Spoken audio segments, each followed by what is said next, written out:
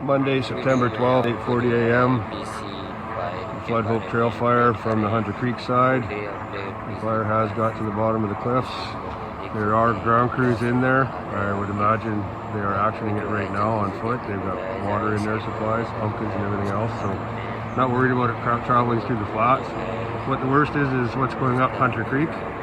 It's hard to tell with the smoke column at this time whether or not it's across the creek up top there. We'll see what happens later today once the fire wakes up. And currently there's one chopper tracking this side of the fire. Imagine the rest of it going to the hook side to look after that interface, which is way larger than this one.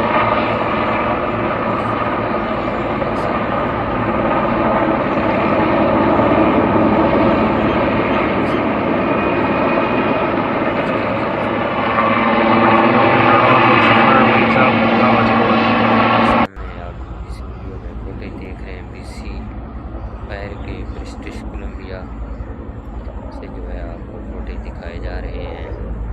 तो ये जो है जितना जल्दी काबू पाया जा सकेगा आग पे उतना ज़्यादा जो है फ़ायदा होगा इंसान ज़िंदगी और हर चीज़ के लिए जो है